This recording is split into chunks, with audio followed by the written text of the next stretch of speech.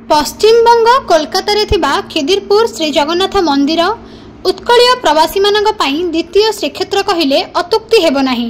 एठारे गत बुधवार संध्या 6टारे Ranjit Kumar Mahanty center for research and translation एवं श्री जगन्नाथ पाठागार नूतन गृहर डॉक्टर हिमाद्री बानर्जी फिता काटी उद्घाटन करथिले और समस्त अतिथिवृंद श्री जगन्नाथ प्रतिमूर्ति रे पुष्पमाल्य देई सभा कार्य आरंभ करथिले।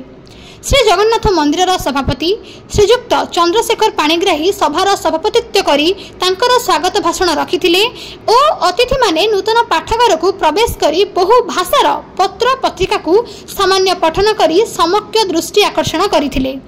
सभारे प्रथमे मंदिर निर्माता श्रीजुक्त पी.के. दास कहिसंती नूतन पाठागारटी तांकू ऑक्सफोर्ड पाठागार सहित तुलना नहेले मध्य यह खूब आकर्षणीय एवं मंदिर रे 12 मासर 13 पर्व पालन और छात्र छात्री मानकर बहु शिक्षामूलक प्रतियोगिता एवं पुरी श्री जगन्नाथ मंदिर बहु ऐतिह्य तथा समुद्र गर्जन मेघानद पाचेरी तथ्य और बृहत प्राचीन स्कंद पुराण छंद पुराण और सारला महाभारतर कहानी श्रोता मानक आगरे वक्तव्य रखिथिले।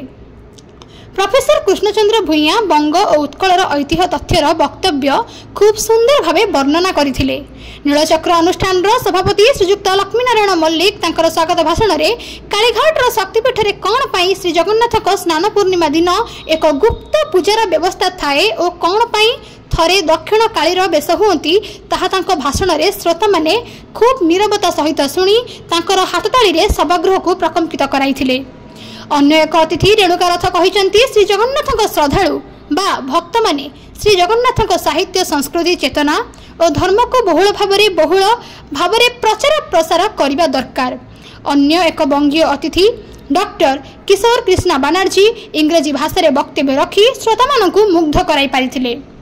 डॉक्टर हिमाद्री बानर्जी तांको भाषण में मंदिर निर्माता श्रीजुक्त पी.के. दास को खूब प्रशंसा करी तांकर क्षुद्र भाषण को समाप्त करथिले। शेष में श्री जगन्नाथ पाठागार संपादक श्रीजुक्त साफल्य कुमार नंदी तांकर स्वागत भाषण में समस्त अतिथि समस्त श्रोता मानकु धन्यवाद देबा परे समस्त को प्रसाद पाइबा पई अनुरोध करथिले। कोलकाता काशीनाथ दास को रिपोर्ट प्रतिकार न्यूज। एवं सांस्कृतिक एवं सबकिछु नहीं कि आम एठी आम आरंभ करछु एटा को नहीं आम कलिकता ओडिशावासी एवं all India basis world basis प्रचार करने चाहूँ।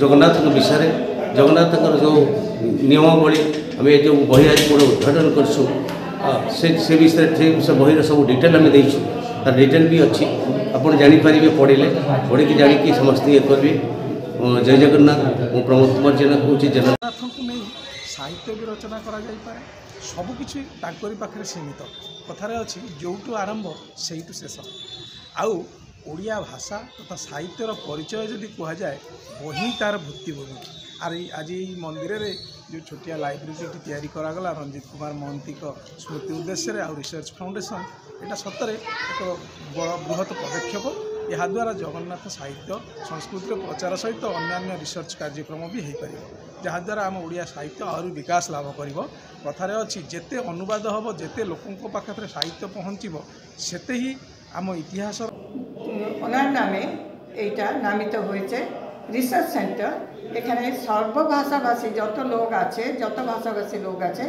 सबाई एसे एखाने बसे रिसर्च करबे जगन्नाथेर उपरे बा संस्कृति साहित्य जे कोनो दिकटाके ओनार भालो लागबे एई अनुष्ठान ओদের सब रकमेर साहाয্য करबे और ओनादेर